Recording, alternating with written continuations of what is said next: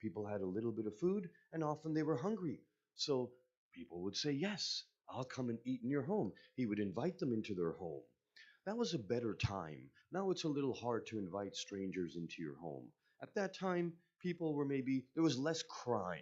You didn't have to be as fearful of strangers. He invited them into the home, they sat down, and then he would invite them to Islam. He would say that I have prepared this food in the name of Allah. If you don't mind saying Bismillahir Rahmanir Rahim before you eat, the person would say, what is this? Bismillah. He would say, it is in the name of Allah. In the name of Allah, saying that before you do anything is one of the most important lessons you will learn in your life. It is said that one time Hazrat Misam Tammar was sitting with Amirul Mu'mineen Ali ibn Abi Talib. Allahumma salli ala Muhammadin wa ali Muhammad. And Hazrat Misam Tammar went to sit down on a chair, or actually it may have been Hazrat Ammar Yasir, I believe. And when he sits in the chair, uh, he falls back. And when he falls back, he hurts his head. And when he hurts his head, his skin splits open and he starts bleeding. And he sits up and he's like putting his hand here. And Amir al Mu'mineen says to Hazrat Ammar, oh Ammar, do you know why this happened? And Hazrat Ammar says, no, I slipped. He says, no, it happened because as you sat down, you did not say Bismillahir Rahmanir Rahim. So then Amir al-Mu'mineen puts his hand on Hazrat Ammar's forehead and the wound goes away and he heals instantly. And then he says to Ammar, oh, remember, O Ammar, whenever you do any action in your life, anything you're about to do, always begin with Bismillahir Rahmanir Rahim. That means you get up in the morning, you're going to step out of your bed, Bismillah. You're going to go and wash your face, Bismillah. You're going to change your clothes, Bismillah. Sometimes when you take off, it's weird things happen, you know. Have you heard that sometimes people's rings disappear? People's taweez disappears? Some people like to say that jinn take it away. I don't know if that really happens, but I've seen many people who will not be able to find it. And one of the things our imams have said is actually that that is possible. And whenever you take something off, you should always say Bismillahir Rahmanir Rahim as you put it down. Very strange things happen otherwise. One time I remember I took off my glasses and I put them on my side table as I was about to sleep. I woke up in the morning and it looked like somebody had taken my glasses and rubbed them against the floor. They were filled with scratches. Maybe it was me in my sleep. I don't know. But ever since that day, I always say Bismillah. When I take off my taweez, I notice that if I wake up in the morning, it looks like someone took my taweez and twisted it around in knots. It can't happen by itself. I always say Bismillah when I put something off and I put it there. Now it is safe until you pick it up again. Before you eat your food, before you drink a glass of water, you always say Bismillah. And then after you drink the water, what do you say? Very good. And also something else? Alhamdulillah. Very good. Bismillah walhamdulillah. But there's also a third very important phrase to remember. Shukrillah, very nice. What do you say when you remember the thirsty one?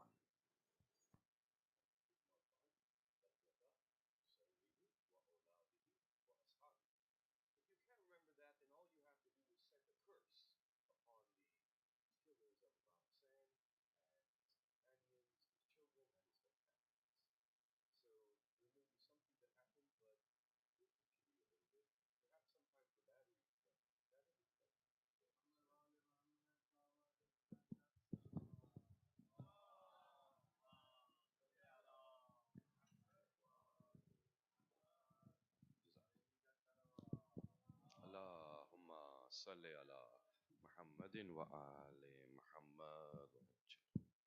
So it's okay, the mic will get tired. It's been with us since the beginning of Muharram and it has transmitted a lot of words to you, and so we're all a little bit tired. So we will always say after we drink water, we put it down, we always remember the thirsty of Karbala, and we remember Imam Hussein, and we say, may Allah's curse be upon the killers of Imam Hussein and his children and his companions.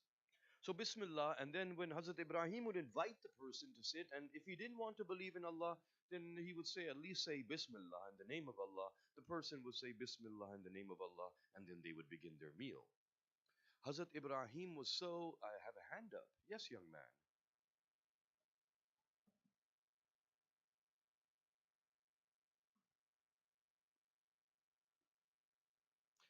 Very good.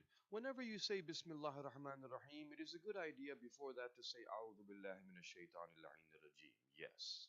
MashaAllah. So we see that when Hazrat Ibrahim was always giving away to the poor, and any food he had, he would always give it away. He would often come home empty handed. He would come home, he would leave the home telling his wife that I'm going to get some food. And often on trips, when he would go, he would sell his goods, bring back food. On the way, he would distribute it, and he wouldn't have any food. Sometimes they would be hungry and they would get a little angry at Hazrat Ibrahim, saying, and they would complain that there's no food again. You left and you gave all the food away. So one time he was a little embarrassed because he didn't have any food again. He was coming home, he didn't have anything to bring to home. So he knew his wife was going to ask him what happened. So he had a bag and he put some rocks in the bag. And then he just carried the bag into his home and he put it down. And then she said, "Did you bring food?" He's like, "Yeah, it's right over here in the bag." And then he went to pray. When he went to pray and he came back and his wife went and opened the bag, he said, "Uh oh."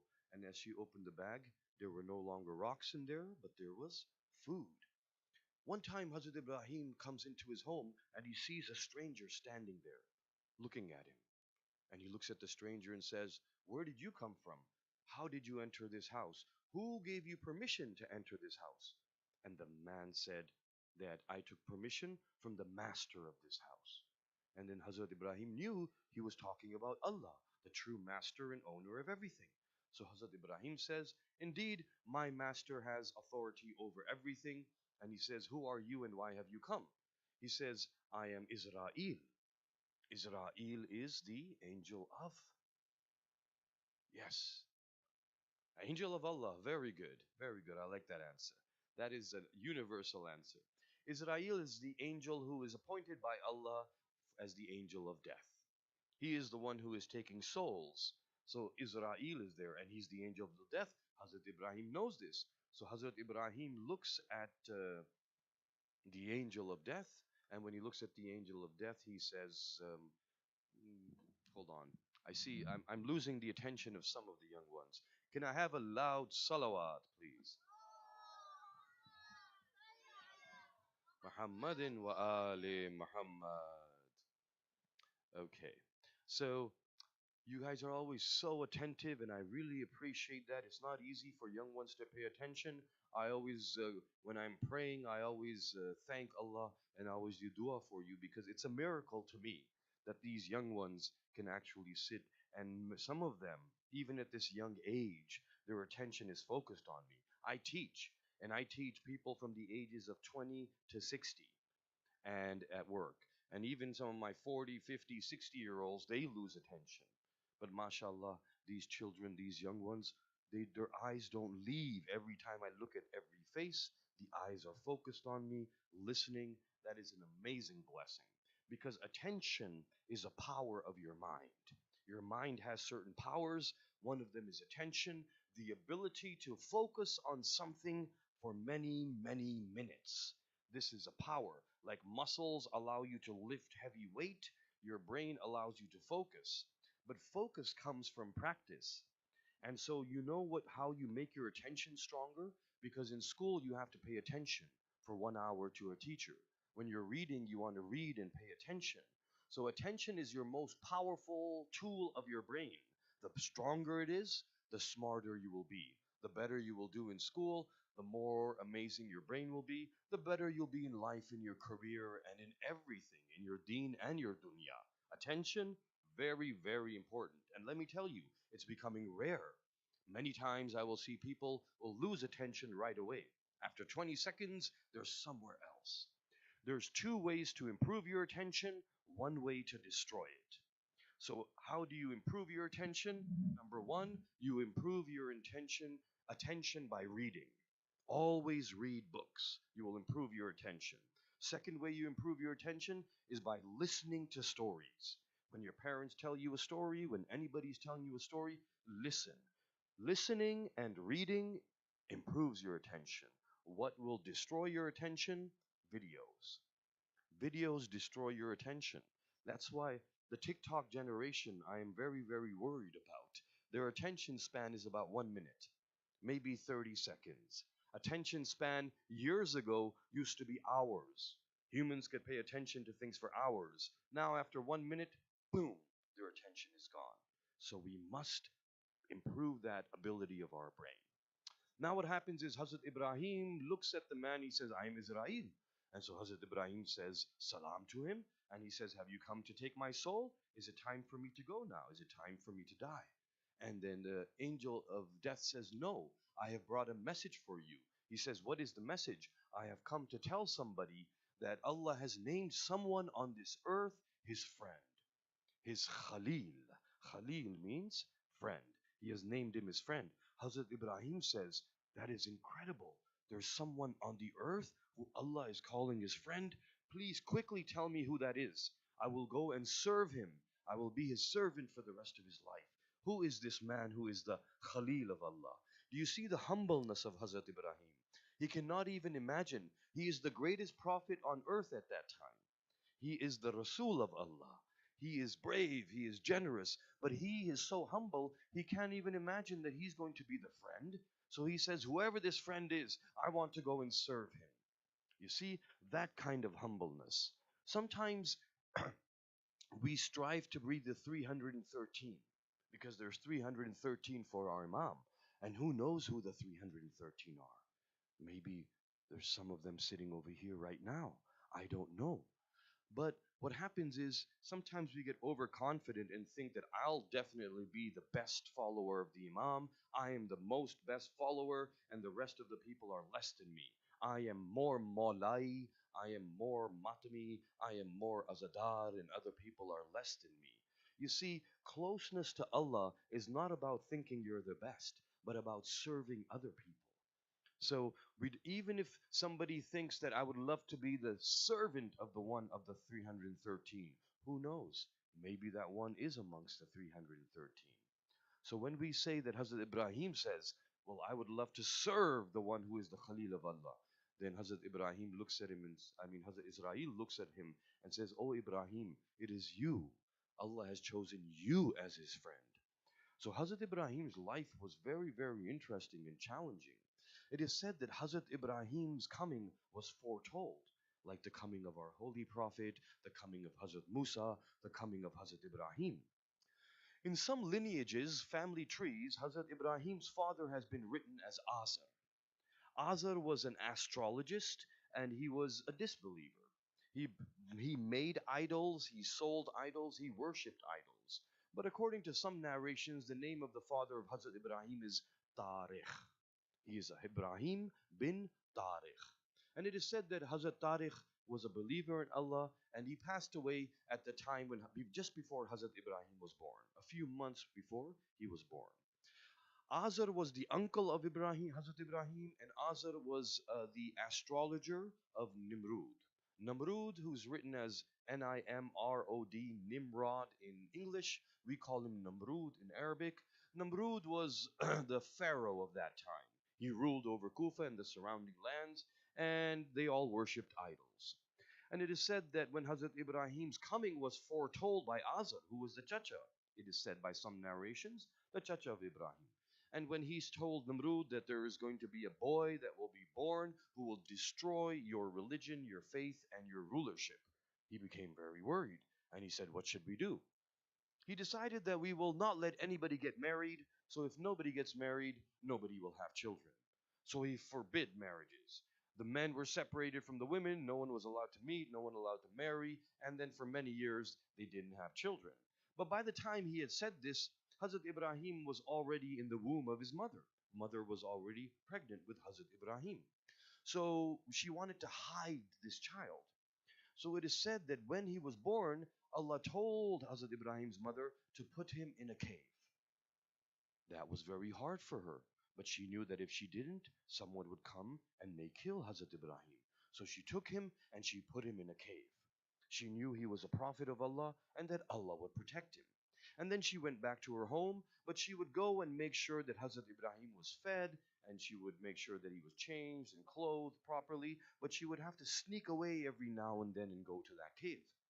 She says that Hazrat Ibrahim grew very quickly. By the time he was 3 months old, he looked like a 1 year old. By the time he was 1 year old, he looked like a 5 year old boy. And by the time he was 5 years old, he already looked like a young teenager. So he was growing very fast. And it is said that whenever his mother would come to visit him, Hazrat Ibrahim would say that I sit in this cave all day and I pray to Allah, when can I leave? I want to go out amongst the world. And she would say, oh, my beloved son, it is not safe for you yet. We are waiting for that ban to go away for the children, and then you can come. So it is said that when he was about 12 or 13, finally he was a little safer, and although she was still a little worried, she decided to let Hazrat Ibrahim come home. When Hazrat Ibrahim came home, then it is said that Azar came to their home to visit, and Azar looked at Ibrahim and said, who is this boy? And she said that he was my son who was born 13 years ago. And he says, I thought that you had left the boy in a cave and left him and let him be killed. Let him die. I told you to let this boy die. Why did you keep him alive? And she says that, well, I wanted to see that if he would be safe, and he was safe, so now everything's okay. And Azar was a little angry, but as he looked at Hazrat Ibrahim, he had such a beautiful face. It is said that Hazrat Ibrahim looked similar to Hazrat Yusuf. So there's some narrations in which we see the common features. And Hazrat Ibrahim, such a nice boy that Azar, felt some love for him, decided to take him under his wing. So he took Ibrahim to his workshop where he would make idols out of stone and wood, carve idols. They would sit there and shape them, little statues. They would make little statues, and then Hazrat Ibrahim would do that. And when he would make the statues, then he was told by Azar, go and sell the statues. So Hazrat Ibrahim would take the statues in a bag. Now, of course, Hazrat Ibrahim didn't have any respect for these idols. He was a prophet of Allah. So it is said that he would drag the bag along the street and he would put them up on a shelf and then he would sell them. And he would sell them by saying, come on, people, come and buy these useless statues who can't speak to you, who can't protect you, who can't give you anything. Anybody want to buy useless statues? Anybody want to buy useless statues? So he would market the statues like this. And of course, then people would say, who is this young man and why is he always abusing our gods and he's always making fun of them and so on. So his reputation grew. It is said that Namrud found out about this, that there's a young man in the town who's always making fun of our idols, so he was called before him. He said, call Ibrahim and call his mother. So when Ibrahim and his mother came, then he asked his mother, Nimrud, the evil king. He asked the mother of Hazrat Ibrahim and he said, how did this boy come to be when I had banned any marriages and any children? She said that by that time this boy was born, and I wanted to protect you. She says to the evil king, oh, evil king, I thought I would protect you by seeing if this boy grew up to be the one who would destroy your religion and your rulership. Well, then I've got him right here for you. You can do what you want with him. And if he wasn't going to be that boy, then I wanted to have at least some people and increase our population because you didn't let anyone have kids and our population is dying. So the king kind of fell for that trick and he liked it. He said, yeah, okay, that makes sense to me. So he said, we'll see if he's that boy. I'll let him live for now. So then we see that Hazrat Ibrahim keeps on spreading this. Now, one day what happens is they would have this pagan festival. So when they had the pagan festival, Namrud and all of his ministers and all of the people of Kufa, they would go to this big empty land over there and they would have a carnival and a festival. Hazrat Ibrahim was the only one in town at that time. So he decided to go into their holy temple. And as he looked at the statues, he took an axe and destroyed all of them. After destroying all of them, one of them he left, the biggest one. And he put the axe in the biggest one's hands, and then he went home. When the people came back, they saw that someone had destroyed all our kings, but there's this big statue left with an axe in his hand. So they said, who has done this? They could not, they were shocked. They couldn't believe it. How dare somebody destroy our idols, our gods? So they were very angry. They went to the king and said, "Oh, Namrud, look at what has happened." Namrud said that, "Call Ibrahim. It can't be anybody but that Ibrahim." Hazrat Ibrahim is called, and do you see how brave he is? This is the bravery. He's alone. He doesn't even have any supporters yet. The people hadn't started believing in him yet. They will believe in him a little later. Right now, he's the only one. Sometimes you may find you're the only Muslim in a certain area, maybe the only Shia in a certain area. Remember the bravery of Hazrat Ibrahim. This is not easy. To be the only one, it's not easy.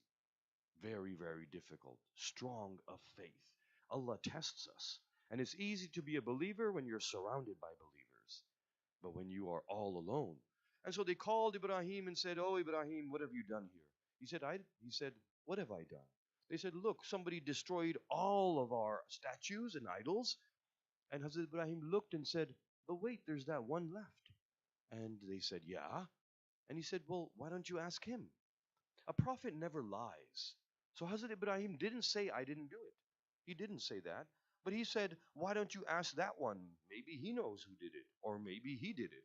And he said, "Ibrahim, what an absurd thing to say. How is that possible? He can't speak." And Hazrat Ibrahim used to always come and give the statues water. So in front of the people, imagine this, like it was a holy temple, lots of statues, everybody's coming and praying, and Hazrat Ibrahim would come in with a glass of water, and he'd put it on the lips of the statue. He'd be like, "Here, you want some water? You want some water?" He would try and put food in their mouths. And the people will get angry and they say, "What are you doing?" And he would say, "Well, I'm trying to feed him and give him water." And they will say, "He doesn't drink, he doesn't eat." And so then Hazrat Ibrahim says, "Ask that big one." And Namrud said, "That's not possible, he doesn't speak."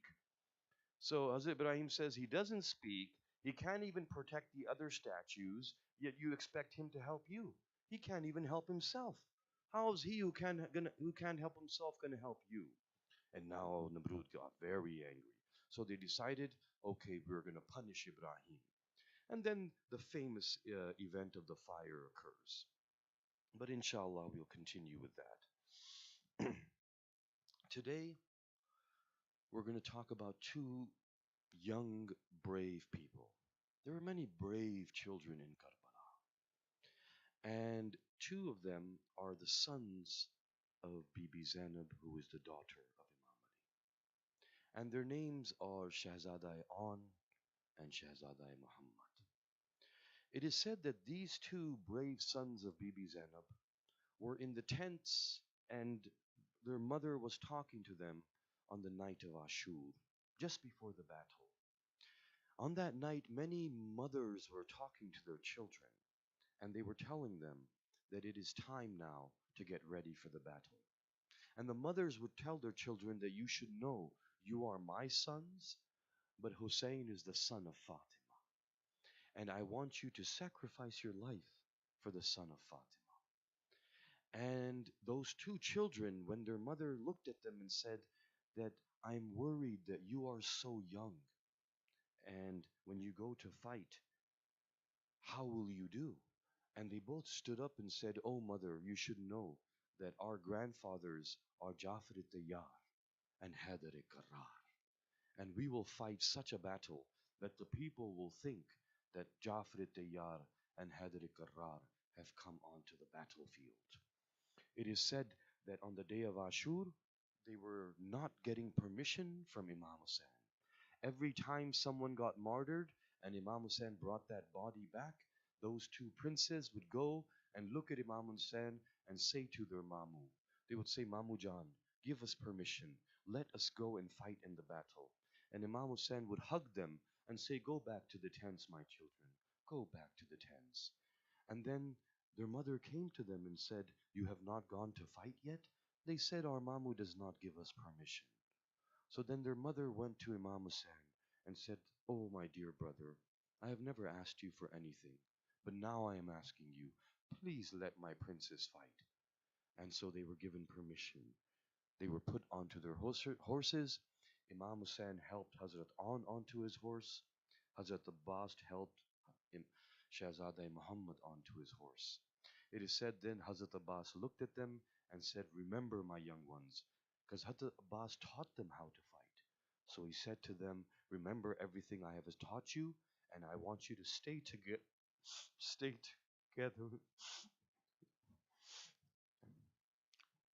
I want you to stay together in the battlefield.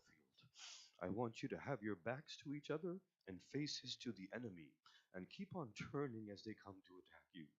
Hazrat Abbas knew that they would be cowards. The Yazid's army would be cowards. They would not fight them one on one. Eventually, they would come all together. The two young princes went. At first, the soldiers would come one by one, but it is said eventually they would not come one by one, and the soldiers, as they were dying and fleeing from them, those two young princes fought so bravely that the soldiers would flee. It is said that those two princes went and they reached the river of Furat, the Euphrates. And when they reached the river, they said, look, you cannot stop us from reaching the river. Are not drinking water because it is our test from Allah. And then they left. They said, we are not drinking water because Sakina and Ali Asghar are still thirsty. And then On looked at Muhammad and said, my dear brother, come, let us attack the tent of Umar ibn Sa'ad, lanatullah alayh. And then they went towards the army, and they went so deep into the army that they reached the tents. It is said that Umar ibn Sa'ad fled from his tent. He ran in fear as those two young princes reached there. It is said that they fought the army and they made them flee so far that it was about 3 kilometers away from the main battlefield, where Hazrat Muhammad finally was surrounded by the enemy and he fell from his horse. But it is said that Hazrat On went further and he chased the enemies so far. Those who have been from Karbala to Musayyib know how far he went. And it is said that finally, when he also was felled from his horse onto the floor, Hazrat Abbas and Imam Hussein rushed towards Hazrat Muhammad. When they reached him, they saw that he had already passed, but his sword was still in his hand. They picked up his body and then they went to Hazrat An. When they reached Hazrat An, they saw Hazrat An was taking his last breaths. Imam Hussein got down and he took Hazrat An's head and put it in his lap. He saw that Azhan still had the sword in his hand, and he took the sword out of his hand and he said, Mere sher, bas ab aaram karo. Hazrat An opened his eyes and looked at Imam Hussein and says, O Master, will my sacrifice be accepted? And he said, my mother and father and grandfather are waiting for you. He said, my father is waiting for you and he has a glass of Kausar for you. He looked at his Imam and said, oh Imam, please tell my mother that we did not drink from the water. Let her know that we did not drink a drop of water. فَسَيَعْلَمُ الَّذِينَ ظَلَمُوا أَيَّ مُنْقَلَبٍ يَنْقَلِبُونَ أَلَا لَعْنَةُ اللَّهِ عَلَى الْقَوْمِ الظَّالِمِينَ مَاتَمِ حُسَيْنٍ.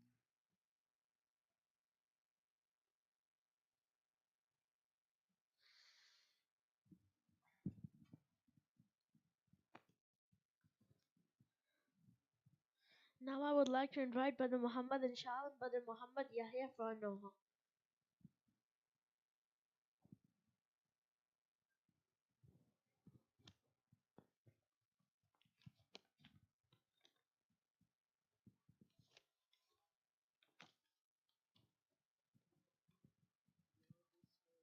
And Ya Hussein, Ya Hussein, Ya Hussein, Ya Hussein, Ya Hussein, Ya Hussein, Ya Hussein. Hay, hay, Ali Akbar. Hay, hay, Ali Akbar. Hay, hay, Ali Akbar. कहती थी ये माँ खूं भरी मई याद से लिपट कर है अली अकबर है अली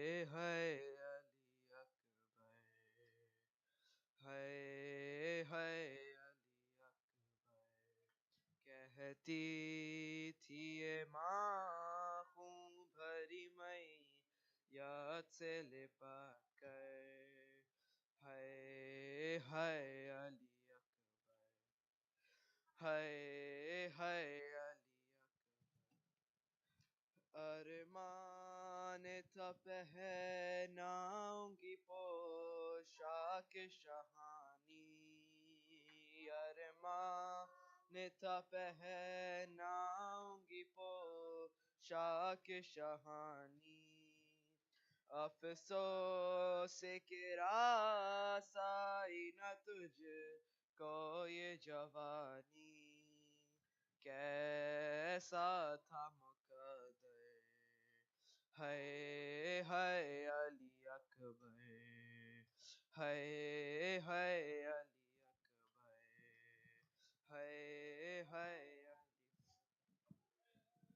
اتنا تو ذرا ٹھہرو تمہیں دولہا بنا لوں، اتنا تو ذرا ٹھہرو تمہیں دولہا بنا لوں، بس ایک جھلک سحر کی صبح کو دکھا لوں، بے چین تھی خواہش، ہائے ہائے علی اکبر، ہائے ہائے علی اکبر، ہائے ہائے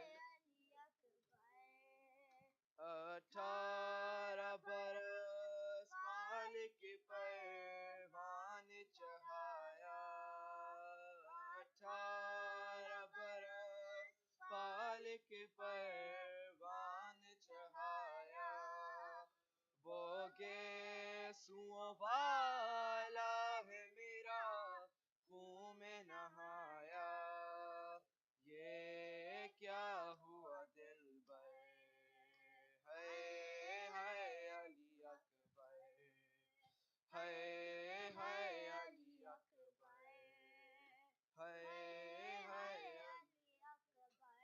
ماں تیری جدائی میں بھلا کیسے جیے گی، ماں تیری جدائی میں بھلا کیسے جیے گی، مر جائے گی صغیرہ جو خبر تیری سنے گی، اب کیا کروں جی کر، ہائے ہائے علی اکبر، ہائے ہائے علی اکبر، ہائے ہائے علی ٹھہرو کہ میں 18ویں منت بڑھا دوں، ٹھہرو کہ میں 18ویں منت بڑھا دوں، پھر لے کے بلائے تجھے جینے کی دعا دوں، صدقے ہو یہ مادر، ہائے ہائے علی اکبر، ہائے ہائے علی اکبر، ہائے ہائے علی اکبر، پہلے تو ایک آواز پہ اٹھ جاتے تھے بیٹا، پہلے تو ایک آواز پہ اٹھ جاتے تھے بیٹا، اب اتنی صداؤں پر بھی پہلو نہیں بدلا، کیا ہو گیا دلبر، ہائے ہائے علی اکبر، ہائے ہائے علی اکبر، ہائے ہائے علی اکبر، تم ہچکیاں لے لے کے جو دم توڑ رہے ہو، تم ہچکیاں لے لے کے جو دم توڑ رہے ہو، منہ ماں سے ہمیشہ کے لیے موڑ رہے ہو، کیوں روتے ہو دلبر، ہائے ہائے علی اکبر، ہائے ہائے علی اکبر، ہائے ہائے علی اکبر،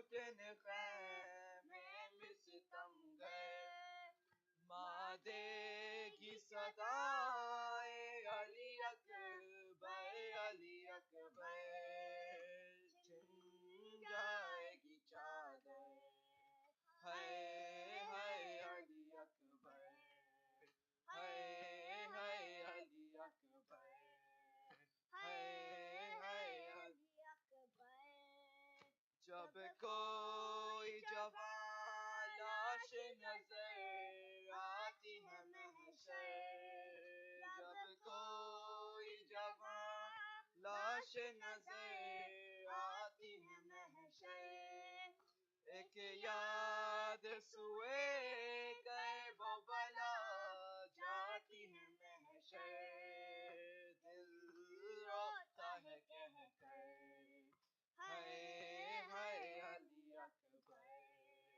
ہے علی اکبر ہے علی اکبر کہتی تھی یہ ماں خون بھری میت سے لپٹ کر ہے علی اکبر ہے علی اکبر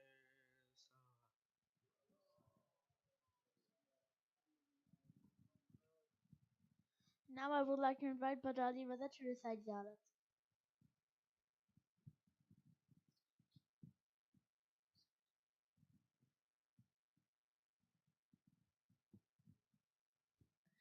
السلام عليك يا أبا عبد الله السلام عليك يا ابن رسول الله السلام عليك يا ابن أمير المؤمنين وابن سيد الوسيين السلام عليك يا ابن فاطمة الزهراء سيدة النساء العالمين السلام عليكم جميعا شهداء دشت كربلاء خصوصا سيدي ومولاي يا أبا الفضل العباس يا ابن أمير المؤمنين السلام عليكم ورحمة الله وبركاته السلام عليك يا غريب الغرباء السلام عليك يا معين الضعفاء والفقراء السلام عليك يا سلطان يا أبو الحسن يا علي يا ابن موسى الرضا السلام عليكم ورحمة الله وبركاته السلام عليك يا صاحب العصر والزمان علمان علمان علمان السلام عليك يا شريك القرآن السلام عليك يا مسحر الإيمان السلام عليك يا إمام الإنس والجان السلام عليك يا إمام الزمان هذا عجل الله تعالى مخرجك وظهورك السلام عليكم ورحمة الله وبركاته